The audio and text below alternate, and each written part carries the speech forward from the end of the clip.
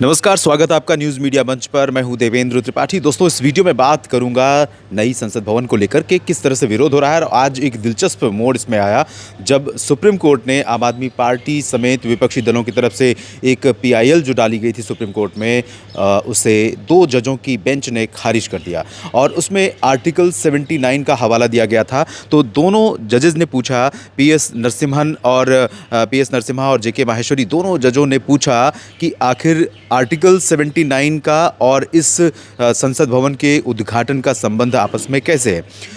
तब उसमें जो काउंसिल पेश हुए थे, जो अधिवक्ता पेश हुए थे पीआईएल को लेकर के, वो उसका कोरिलेशन नहीं स्टैब्लिश कर पाए। और इसके अलावा उन्होंने कहा कि लोकसभा और राज्यसभा दोनों का संयुक्त संस्थान होता है संसद, और राज्यों में अलग अलग पार्टियों की सरकारें होती हैं। तो सही मायने में जो प्रधानमंत्री है वो पूरे देश का प्रतिनिधि एक तरह से नहीं होता है। एग्जीक्यूटिव का हेड ज़रूर है, यानी कार्यपालिका का प्रमुख ज़रूर है, लेकिन असल में भारत की जो व्यवस्था है शासन की, उसमें राष्ट्रपति सर्वोपरि माना जाता है। इसलिए अदालत से अपील की कि लोकसभा सेक्रेटरीट को निर्देश दिया जाए कि वो राष्ट्रपति को इनवाइट करें और राष्ट्रपति श्रीमती द्रौपदी मुर्मू इस संसद का, लोकतंत्र के मंदिर का उद्घाटन करेंगी।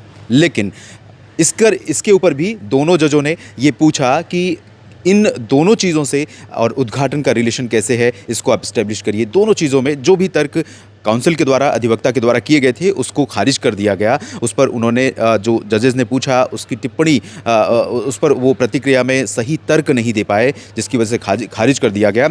इस बीच एक बहुत अहम टिप्पणी की थी ममता बनर्जी की पार्टी तृणमूल कांग्रेस के काफ़ी मुखर नेता हैं डेरेक ओब्रायन। उन्होंने टिप्पणी की थी कि नरेंद्र मोदी संसद की गरिमा का पालन नहीं करते हैं। और उन्होंने आज एक आर्टिकल लिखा था किसी अखबार में, जिसमें उन्होंने कहा था कि पिछले 2014 से लेकर 23 के बीच में पिछले 9 वर्षों में प्रधानमंत्री नरेंद्र मोदी की तरफ से 6 उदाहरण उन्होंने समझाए हैं किस तरह से नए प्रेसिडेंट्स सेट किए गए हैं, यानी नई परंपराएं सेट की गई हैं और पुरानी परंपराओं का उन्होंने खंडन किया है, पुरानी परंपराओं को उन्होंने तोड़ा है। तो उन्होंने ये हवाला दिया है कि कैसे वो संसद का मान नहीं करते हैं।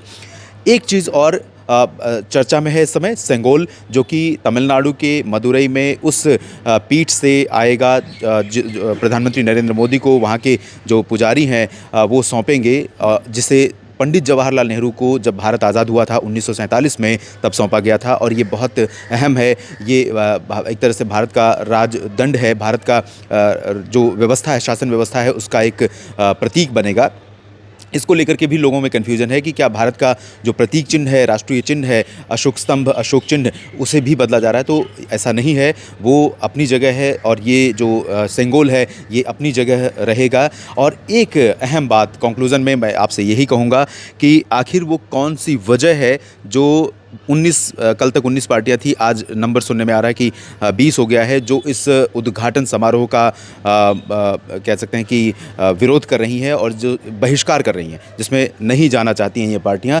आम आदमी पार्टी, कांग्रेस समेत तमाम क्षेत्रीय और राष्ट्रीय पार्टियां शामिल हैं इसमें। तो वजह मैंने बहुत समझने की कोशिश की, वजह क्या हो सकती है।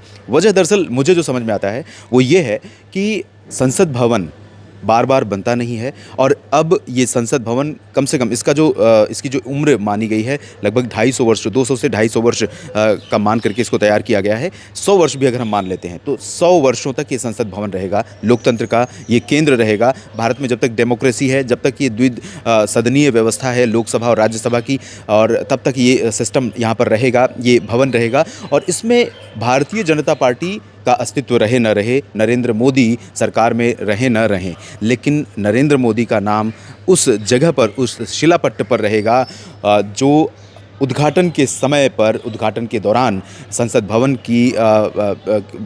के भवन में लगाया जाएगा। तो कहीं ना कहीं राजनीतिक दलों की जो सोच है वो यही है कि नरेंद्र मोदी भारत के लोकतंत्र में अपने 100 वर्षों का एक तरह से स्मारक खुद लगा रहे हैं, और यही मुझे लगता है कि तमाम राजनीतिक दलों का सबसे बड़ा विरोध है। आपको क्या लगता है इस बारे में? लोकतंत्र के इस मंदिर, संसद भवन के निर्माण को लेकर के अलग अलग तर्क और अलग अलग टिप्पणियां की जा रही हैं। लगातार टीवी चैनलों पर और तमाम मीडिया प्लेटफॉर्म पर लगातार बहस चल रही है, विचार विमर्श हो रहे हैं। और आप इस बारे में क्या सोचते हैं? अपनी प्रतिक्रिया ज़रूर इस वीडियो के कमेंट बॉक्स में दें। ये वीडियो देखने के लिए धन्यवाद। बने रहिएगा न्यूज़ मीडिया मंच और लगातार मौसम तक चैनल के साथ। धन्यवाद।